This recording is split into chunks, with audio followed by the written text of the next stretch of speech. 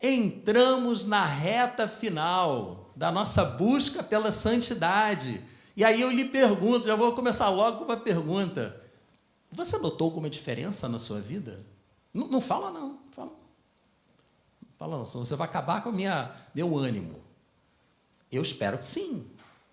Eu espero que agora, com 3 semanas decorridas, você olhe para trás e perceba pequenas mudanças. Talvez até grandes mudanças, mas não é o normal. O normal são pequenas mudanças. Puxa, não é mesmo que tal coisa eu fazia assim e não estou fazendo mais? Pô, realmente, isso, aquilo outro. Mas se você não olhar para você mesmo, para quem você é hoje e quem você era há 3 semanas, como é que você vai ter capacidade de avaliar se algo mudou na sua vida? Você dependerá de que outras pessoas venham lhe dizer que você está diferente? Isso pode até acontecer. Pode. Mas você mesmo pode buscar em Deus a compreensão do ponto da trajetória em que você está. Porque o nosso Senhor, Ele está caminhando contigo. Você não está sozinho nessa escalada. Não, o Senhor está com você. E quer levá-lo até o cume desse monte. E o que é essa santidade que estamos buscando? É a semelhança com Jesus. Queremos, na prática, ser santos significa ser semelhante a Jesus. E é isso que a gente vai estar buscando, que a gente está buscando e na reta final dessa nossa busca. E tudo, temos visto, né, nos últimos domingos, tudo começa no coração humano. É lá que são formados os pensamentos que produzem atitudes, produzem palavras que são utilizadas nos relacionamentos, e vimos que na prática no contato pessoal, que descobrimos onde realmente está o nosso coração. Uma coisa é você estar cheio de boas intenções, outra coisa é você ter que conviver com alguém que está te espinhando. E muitas vezes nós, cristãos, também temos os nossos espinhos. Todos nós somos assim. E normalmente quem é mais sensível é quem mais fere, porque não percebe. Então, mas tem que perceber, tem que buscar. E ali, na fricção, no atrito, é que nós crescemos, se tivermos humildade. Como a palavra de Deus diz, que um cristão auxilia no crescimento do outro cristão como o ferro afia o ferro. Há um atrito para você afiar o ferro. Você remove uma camada de ferro para tornar a lâmina mais fina. E se o ferro sentisse algo, ele sentiria dor. Ele não ia querer fazer isso. E muitas vezes nós também não queremos. Não queremos passar pelo atrito das relações humanas, principalmente com os nossos irmãos, sofrer nessas interações e, com isso, acabamos não crescendo. Mas será exatamente nessas interações, nesses relacionamentos, que nós colocaremos em prática o que realmente está no nosso coração, que nem sempre é reproduzido pelas palavras. E o que falará mais alto do que as nossas palavras, metaforicamente dizendo, são as nossas ações e as nossas omissões. Como assim? Como que você pode falar sobre quem você é com uma ação? Você pode dizer para a pessoa que você gosta dela, mas feri-la. A sua ação não está combinando com as suas palavras. E uma omissão? Você pode dizer para alguém que você gosta daquela pessoa e não ajudá-la, você se omitir em ajudá-la. Então, na ação eu firo de um jeito, na omissão eu firo de outro. E é dessa maneira que a gente vai mostrando para nós mesmos e para quem está ao nosso redor que a gente ainda não é parecido com Jesus. Que a gente ainda tem um longo caminho para percorrer. Mas como nós vamos percorrer um caminho se a gente nem sabe o que precisa? Primeiro passo, lá no Celebrando a Transformação, aprendemos isso. O primeiro passo é sair da negação, é reconhecer que há um problema que precisa ser resolvido com muita calma e certamente com a ajuda de Deus. Para sermos santos, ou seja, para sermos parecidos com Jesus, nós precisaremos fazer escolhas. Escolhas diárias e constantes. Mas será que é tão importante ser parecido com Jesus? Por quê? E se eu não quiser? O problema é que esse é o destino de cada um de nós que foi resgatado pelo sangue do Cordeiro. Jesus não morreu pela sua vida para que você fosse feliz e sem problemas. Filho do rei. Não. Abra sua Bíblia em Romanos, capítulo 8, versículo 29.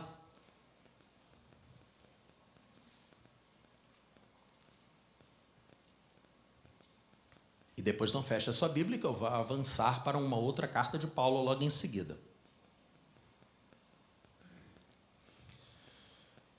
Romanos 8, 29 mostra para a gente por que nós existimos, qual é a vontade de Deus para nós, ou seja, qual é o propósito da nossa vida. Pois aqueles que de antemão conheceu, previamente, antes da própria existência do mundo, também os predestinou para serem conformes à imagem do seu Filho. Só a primeira metade do versículo. A vontade de Deus está aqui revelada claramente. Ou seja, o seu destino, você foi destinado, predestinado para se tornar semelhante a Jesus, para que você se conforme à imagem de Jesus, para que Jesus seja o primogênito dentre muitos irmãos, que é a segunda metade do versículo. Essa é a razão. Se você tem dúvidas sobre o que você está fazendo nessa terra, não tenha mais. Você está aqui para ser parecido com Jesus. O que isso representa? Aí é o que a gente vai continuar falando aqui agora. A vontade de Deus é essa, mas o problema é que para obedecer à vontade de Deus, para seguir a vontade de Deus, nós normalmente precisaremos contrariar as nossas próprias vontades, os nossos próprios desejos. Deus tem uma vontade, Deus tem um propósito, e Ele nos diz o que Ele quer de nós. E nós temos a nossa própria agenda, e nós queremos cumprir a nossa agenda. E muitas vezes escolhemos seguir os nossos interesses ao invés de seguir os interesses de Deus. E isso vai nos afastar de Deus, ao invés de nos aproximar de Deus, permitindo que nós nos transformemos à semelhança de Cristo. A carne, a nossa natureza humana, ela não morre. O poder absoluto dela sobre a nossa vontade é que morre, junto com Jesus na cruz. A sua carne já não tem mais o poder de determinar o que vai acontecer na sua vida. Mas ela continua tendo muita influência na sua vida. Paulo mesmo disse, lá em Romanos capítulo 7, que ele reconhecia haver no seu ser duas personalidades, duas personas, lutando dialeticamente uma com a outra. A carne e o espírito. E ele se aprofunda bastante. Mas como eu preferi escolher uma versão mais curta dessa mesma afirmação de Paulo, que está em Gálatas capítulo 5. Então avance um pouquinho a sua Bíblia até Gálatas capítulo 5, que vai nos mostrar essa luta, evidenciar para nós que estamos vivendo, sim, uma luta. Pois a carne deseja o que é contrário ao espírito e o espírito o que é contrário à carne. Eles estão em conflito um com o outro, de modo que vocês não fazem o que desejam. Então, nós queremos ser parecidos com Jesus. Racionalmente, queremos ser parecidos com Jesus. Mas, na prática, a gente acaba fazendo outras coisas. E que não nos torna parecidos com Jesus. É por isso que precisamos avaliar constantemente as nossas motivações por detrás das nossas ações e omissões. Por que eu estou fazendo isso? Por que eu estou deixando de fazer isso? Lembrando é que é nas ações e omissões, nos relacionamentos com as pessoas, na fricção, no atrito do dia a dia, é que nós temos condições de avaliar onde realmente está o nosso coração. É muito fácil você ser um cristão num lugar altamente controlado, mas é lá no mundo que você vai mostrar realmente quem você é. Né? Na hora que te chutarem na canela, é que a pessoa vai descobrir o que vai sair da sua boca naquela hora. Eu não sei se vocês sabem, a maior parte já deve saber, eu estudei nesse prédio aqui, nos anos de 76 e 77. A minha sala aqui tinha uma escada, a escada que fica encostada lá na parede ficava aqui no meio, e do lado de lá era uma sala de aula, do lado de cá era outra. A minha sala era do lado de lá, tinha um janelão que hoje está emparedado, ali perto da escada, e eu ficava olhando pela parede, olhando para o céu, assim. Eu conseguia prestar atenção na aula, apesar disso. Nunca fui mal na escola, não. Mas um dia eu fiz uma brincadeira de mau gosto com um colega, e a gente saiu da aula, da sala, e foi ali para fora. Ficávamos ali fora, no recreio. Eu estava encostado na parede, e o cara passou por mim, e do nada, o cara virou e deu-me um soco no estômago. Eu fiquei pelo menos uns 3 segundos sem conseguir respirar. Você toma aquela pancada do seu vizinho. Aí o cara ainda... Tá vendo? É isso que acontece com quem faz brincadeira sem graça. Aí saiu. Eu não tinha nem como reagir. Você fica completamente fora de combate. Soco no estômago, te tira do combate.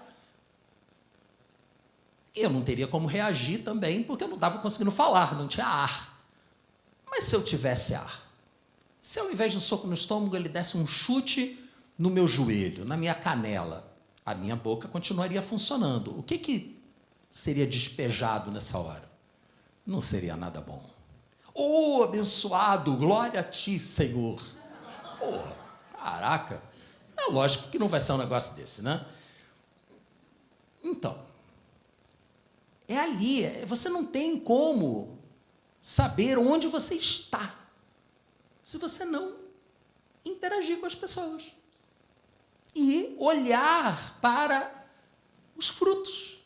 Não é isso que a Bíblia diz? Que é pelos frutos que a gente conhece as árvores? Se você está querendo conhecer que árvore é você, ou a qual árvore você, como ramo, está conectado, olhe para os frutos. Ação e omissão. Essas são as duas áreas, os dois lados da mesma moeda,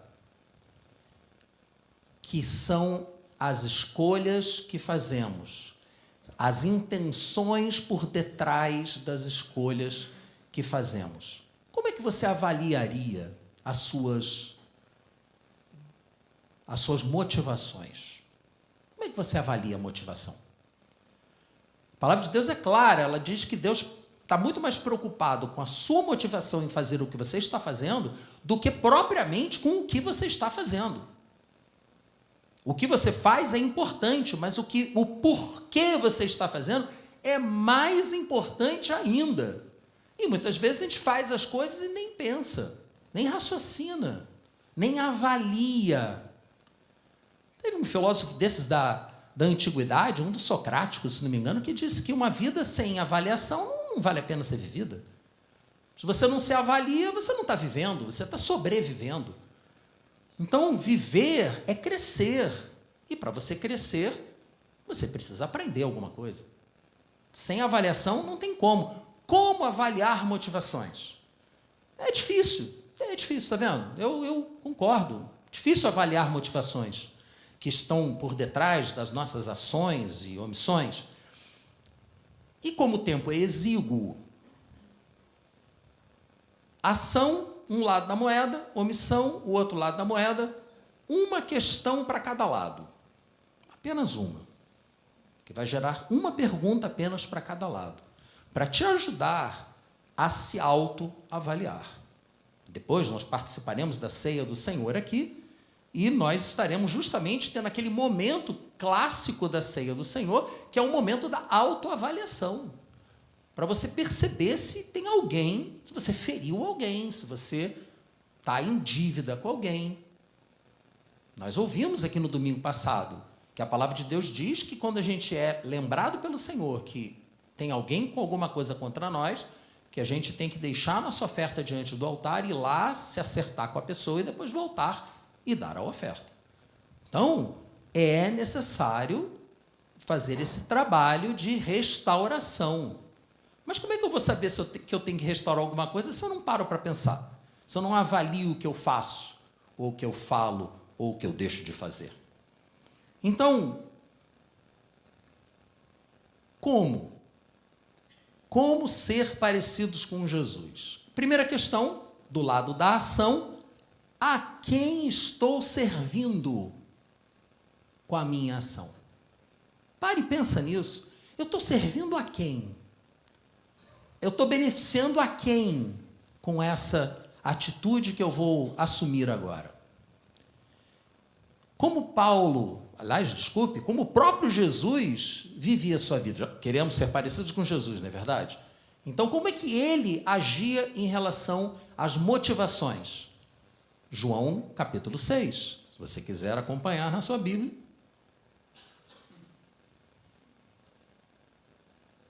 Jesus, o nosso modelo, ele dizia: pois desci do céu não para fazer a minha vontade, mas para fazer a vontade daquele que me enviou.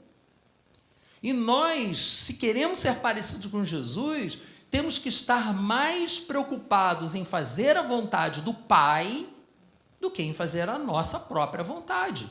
Um outro exemplo dessa atitude de Jesus, muito a ver com Semana Santa, né?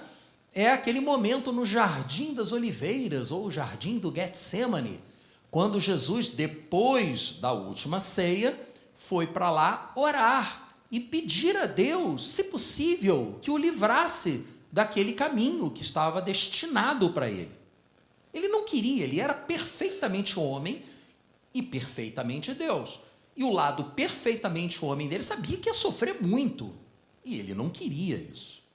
Tanto que ele, lá em Lucas, capítulo 22, essa mesma passagem aparece também em Mateus e em Marcos, mas em Lucas, capítulo 22, nós ouvimos Jesus dizendo assim: Pai, se queres, afasta de mim esse cálice, contudo, que não seja feita a minha vontade, mas a tua. Não tem nada de errado em pedir para Deus te livrar daquela.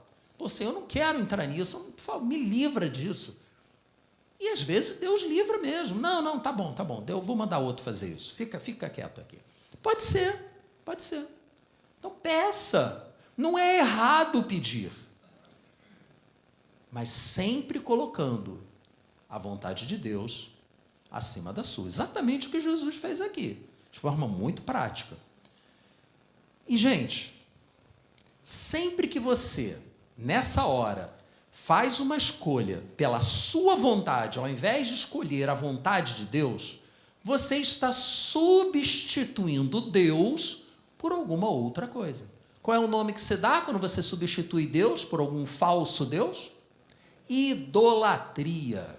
Pois é, nas nossas ações, ou estamos louvando ao Senhor, dando testemunho de quem é Deus na nossa vida, ou nós estamos louvando algum ídolo. E são tantos os ídolos que nós fizemos há exatamente 1 ano atrás uma série de mensagens chamada Falsos Deuses.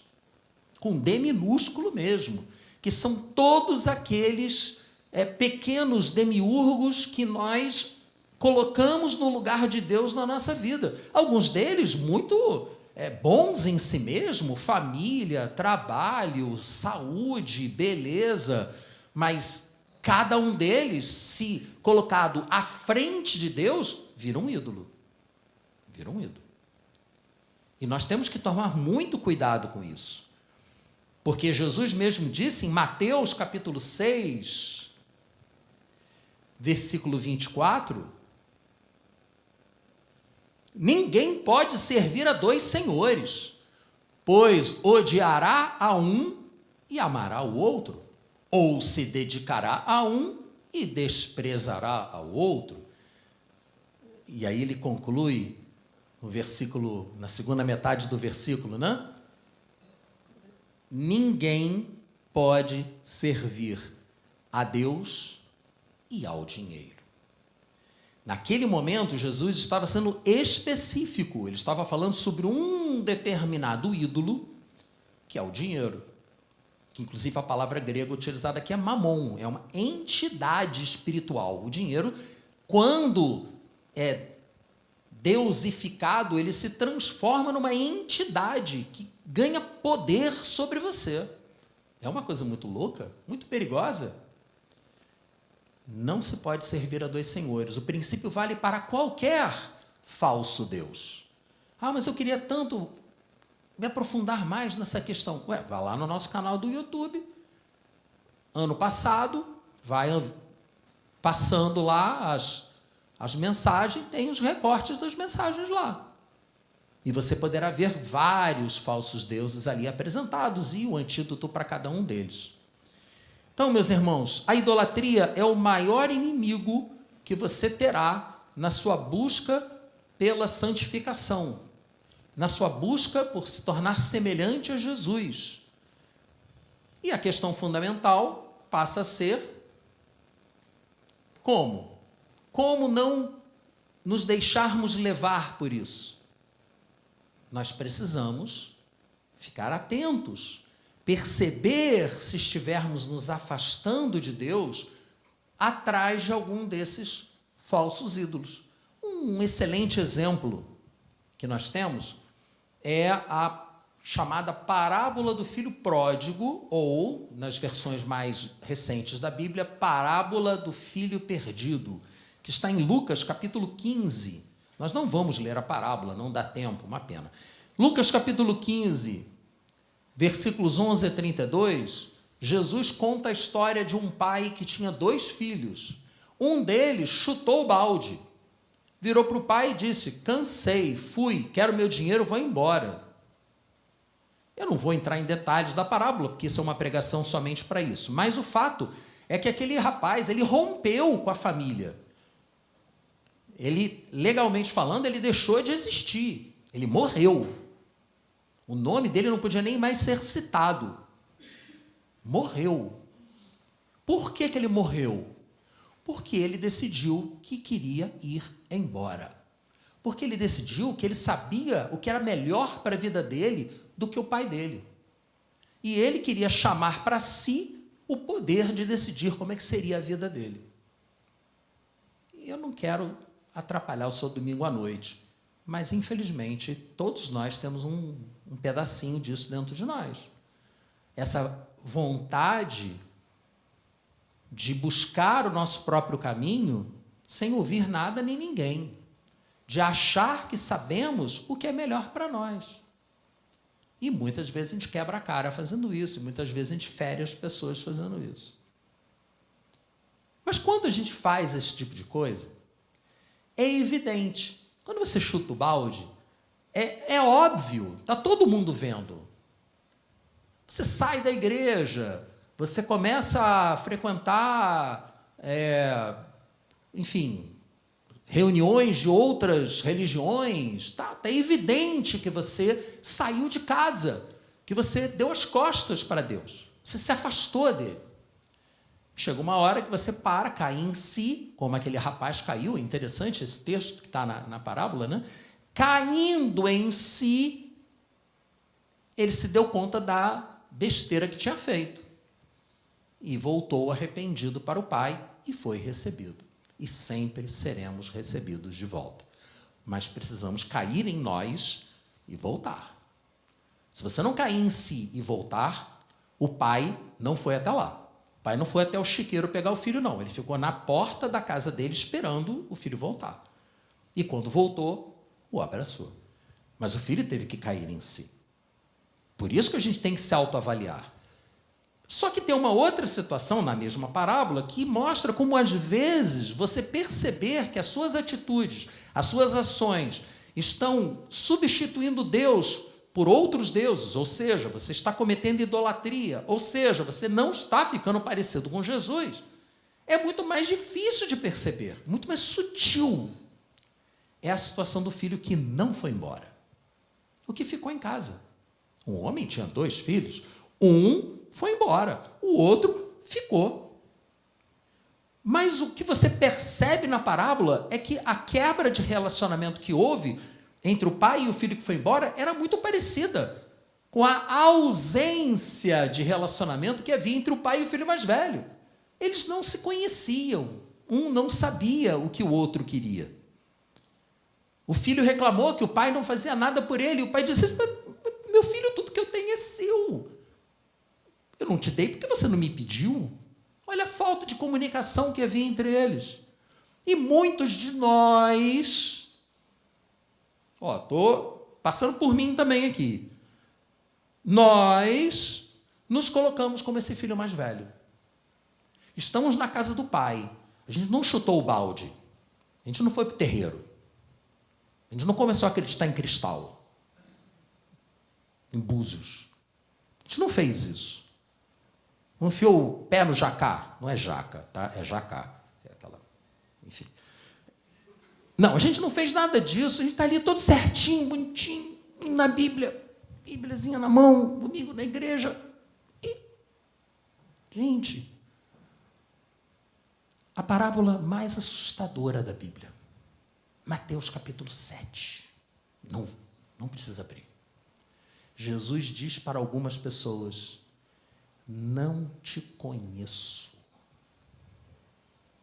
E essas pessoas fizeram coisas fantásticas em nome de Jesus.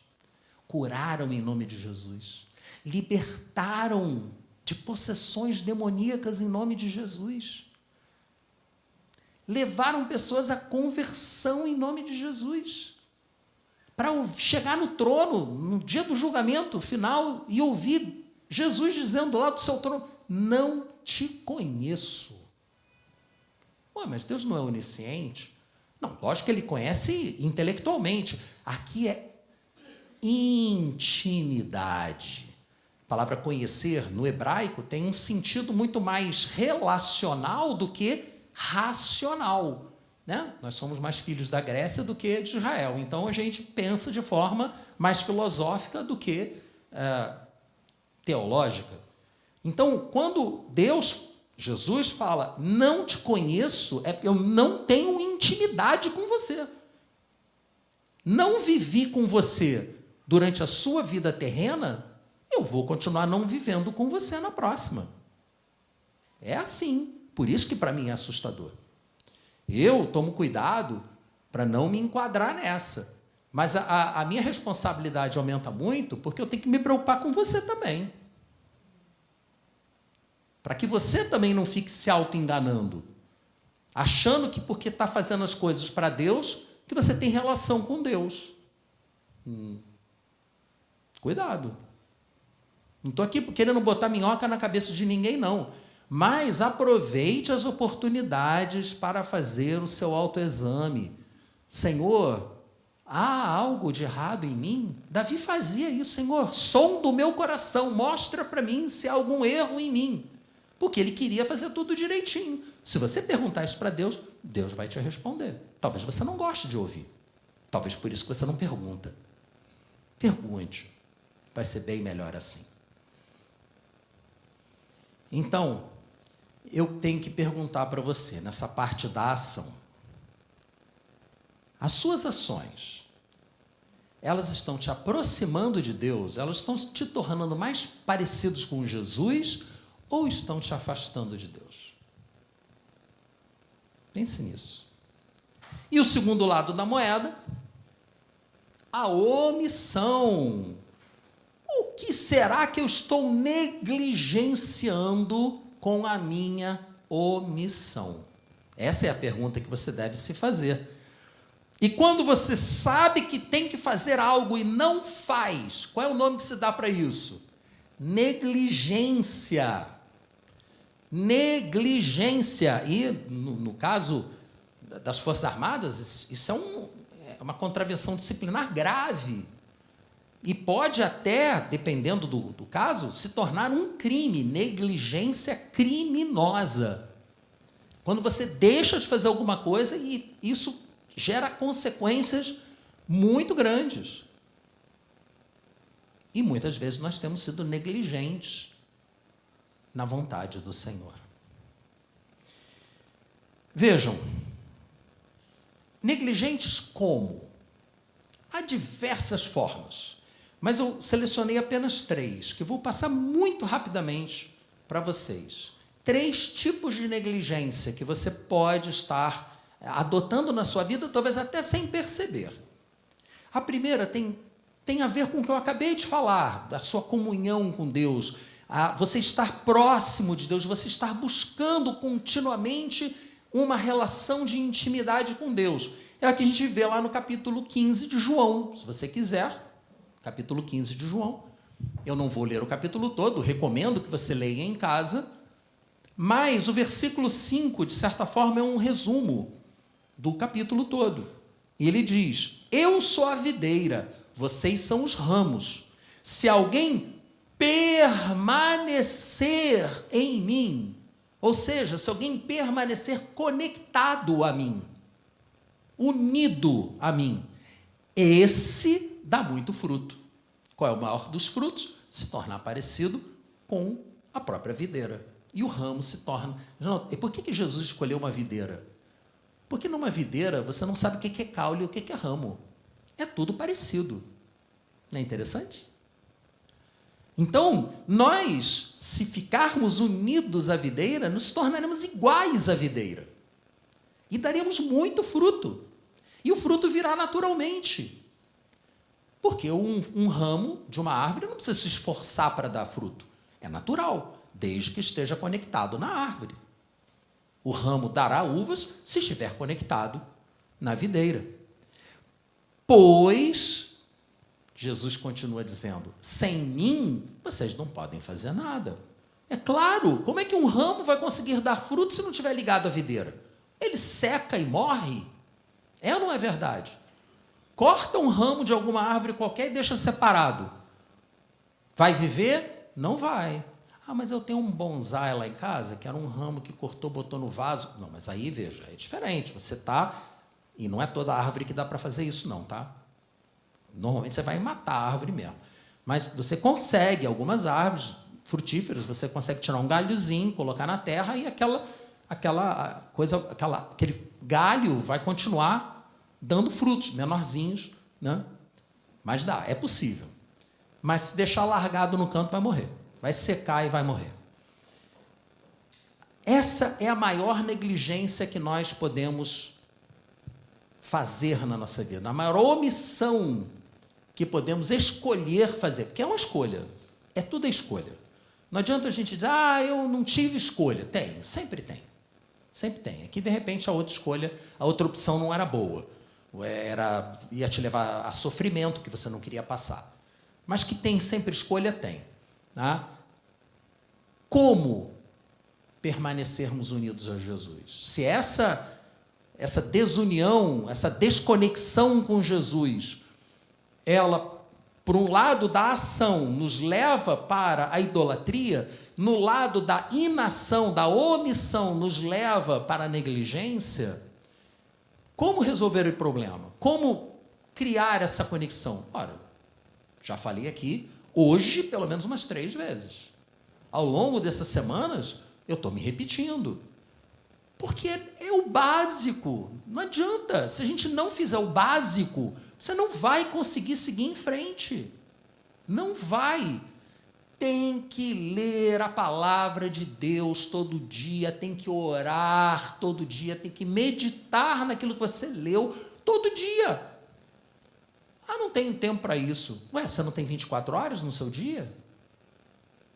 Analisa o que você faz nas suas 24 horas.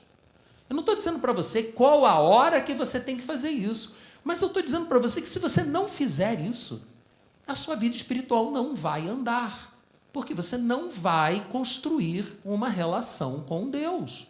Você vai ser um ramo afastado da árvore, da videira. E aí, meus irmãos, afastados da videira, a gente vai definhar, vai morrer. Não vamos ficar parecidos com Jesus, certamente não. Então você tem que se avaliar. Quanto tempo eu dedico a essa busca por comunhão? Essa busca por ser conhecido por Deus, para não ouvir nada desagradável lá no último dia. Separe um tempo para Deus. Ninguém vai ficar forte sem fazer academia. Ninguém vai ficar magro sem fazer dieta. Tem gente que come qualquer coisa e continua magro, mas é exceção, tá? Não se considera como exceção, não, por favor. Vamos para a regra. Ah, tem gente que é forte sem malhar, tem gente que... Eu tinha um colega de turma que o apelido dele era O Fenômeno, porque ele estudava e não era antigo, não tinha boas notas. Ele malhava pra caraca e era fino, não tinha músculo nenhum, né? E comia feito um boi. Também nada. Então era o Fenômeno. Não, nós somos muito cruéis. É verdade. Eu vou te contar qual era o meu apelido, não. Então, gente, esse era o básico. Esse é o básico. Indo por esse caminho, eu garanto para você que a sua relação com Deus vai melhorar. Você vai se tornar cada vez mais parecido. O ramo vai ficar cada vez mais parecido com a videira, que é a razão de ser da sua vida. E aí, naturalmente, você vai dar frutos. E todos verão os frutos na sua vida e você será um testemunho para o Senhor. Não negligencie o seu tempo com Deus. Não negligencie. Mas tem um segundo tipo de omissão. Está em Mateus, capítulo 25. Eu vou ler muito rapidamente. Se você puder, pode abrir para me acompanhar, porque eu vou ler rápido. Não vou projetar.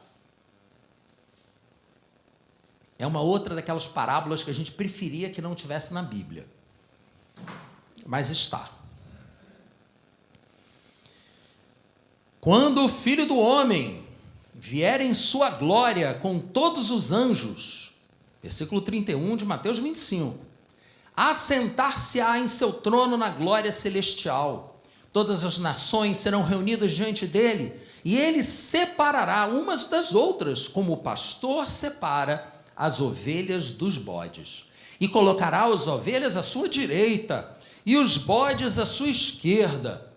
Então o rei dirá aos que tiverem à sua direita: venham benditos do meu Pai, recebam como herança o reino que lhes foi preparado desde a criação do mundo. Pois eu tive fome, vocês me deram de comer, tive sede, vocês me deram de beber, fui estrangeiro e vocês me acolheram, necessitei de roupas e vocês me vestiram, estive enfermo, vocês cuidaram de mim, estive preso e vocês me visitaram. Então os justos lhe responderão: Senhor, quando te vimos com fome, te demos de comer, ou com sede, te demos de beber? Quando te vimos como estrangeiro e te acolhemos, ou necessitado de roupas e te vestimos? Quando te vimos enfermo ou preso e fomos te visitar? E o rei lhes responderá: digo-lhes a verdade, o que vocês fizeram a algum dos meus irmãos, dos seus irmãos, é como se a mim vocês tivessem feito. Versículo 41.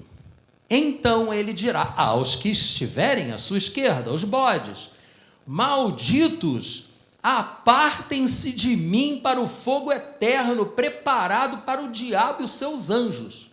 Uau! Isso é um soco no estômago. Tipo aquele que eu levei. Você fica... caraca! Jesus está amaldiçoando alguém? Ué, mas não disseram que Jesus era zen, paz e amor? Não, meu irmão, é tudo certo. Está tudo certo. Não é o que a Bíblia mostra. A Bíblia mostra um Jesus extremamente zeloso e justo. Justo. Se não fosse pela graça, todos seríamos consumidos. Ninguém ia passar. Só não somos consumidos pela justiça de Deus devido à graça de Deus. Mas a graça de Deus, ela é recebida pela fé. E há quem não crê. E quem não crê, não recebe. E se não recebe, está aqui. É bode. É joio que foi plantado no meio do trigo. E outra parábola de Jesus. A igreja com trigo e joio junto. Ninguém sabe quem é trigo e quem é joio. Só na hora da colheita. Então, a gente tem que tomar cuidado. Porque, sim, diferente dessa heresia chamada universalismo, que diz que todo mundo vai se salvar, eles pegam uma verdade, Jesus morreu por todo mundo, e aí partem dela para uma mentira. Portanto, todo mundo se salvará independente do que fizer. Não, isso não tem base bíblica. Só se salvará quem clamar pelo nome do Senhor. Só se salvará quem crer. Está escrito, João 3,18 está escrito, João 1,11 está escrito. Aqueles que creram, João 1,11, se não me engano, aqueles que creram foi-lhes dado o direito de serem recebidos como filhos de Deus, adotados na família de Deus. Mas os que não creram, não foram. Só é dado ser chamado filho de Deus quem crer. Quem não crer, não. E aí ele continuou, né? Pois eu tive fome, vocês não me deram de comer, tive sede, nada me deram para beber, fui estrangeiro, vocês não me acolheram, necessitei de roupas, vocês não me vestiram, estive enfermo e preso, e vocês não me visitaram. Eles também responderão, Senhor, quando te vimos com fome, ou com sede, ou estrangeiro, ou necessidade de roupas, ou enfermo, ou preso, e deixamos de fazer algumas dessas coisas, deixamos de te ajudar. E ele responderá, digo-lhes a verdade, o que vocês deixaram de fazer aos meus pequeninos, também a mim deixaram de fazê-lo. E esses irão para o castigo eterno, mas, graças a Deus, os justos, aqueles que são justificados, né, pelo sangue do Cordeiro, irão para a vida eterna. Eu sei que essa passagem aqui pode ser usada por algumas pessoas, tirada do contexto, para justificar a salvação pelas obras. Não, a salvação é pela graça de Deus mediante a fé. Mas, como disse o grande Tiago, irmão de Jesus, se a sua fé não produz obras, ela é morta. E você está enganando a si mesmo se você acha que uma fé morta vai ser capaz de te salvar. Nós somos salvos pela graça mediante a fé, mas a fé tem que ser viva e eficaz. Portanto, tem que dar frutos. Se não der frutos, está lá no João 15 também. O ramo que não dá fruto, ele corta e joga no fogo. Então, o joio é cortado e jogado no fogo. Todos são ceifados, mas uns vão para a padaria celestial e os outros vão para a fornalha. Então, meus irmãos, sabe, por favor, não entra nessa heresia doida aí do universalismo. Ah, não, vou viver minha vida, vai dar tudo certo, no final vai dar. Já levantei a mão, já disse que eu acredito em Jesus, já me batizei, estou salvo, vamos em frente. Menos. Cuidado, só digo isso, cuidado. Calma, porque se os teus frutos estiverem demonstrando que a sua fé é morta, você está se enganando. Você apenas vai para o inferno molhado. Saiu da água e vai para o inferno, molhado. Não vai resolver nada. Tá? Então, eu sei que isso deixa muita gente angustiada. Não é essa a minha intenção. A minha intenção é que você olhe para os seus próprios frutos. Analise os seus frutos, para que você possa perceber como você está. Você está se aproximando de Deus, criando um relacionamento com Ele, ou você está se omitindo, deixando de buscá-lo. Você está se omitindo, deixando de agir, de servir ao seu irmão. Como é que você pode dizer que ama a Deus a quem você não vê? Se você não ama o teu irmão, a quem você vê? Hipocrisia. É uma palavra dura, mas está na Bíblia. E aí seria negligência minha se eu não chamasse a sua atenção para isso. Jesus nunca foi indiferente ao sofrimento humano. Nós, como seus seguidores, também não poderemos ser. Não são essas duas as únicas formas de negligência. Para encerrar, eu vou colocar uma terceira forma de negligência, que é o nosso testemunho, a declaração do Evangelho da salvação.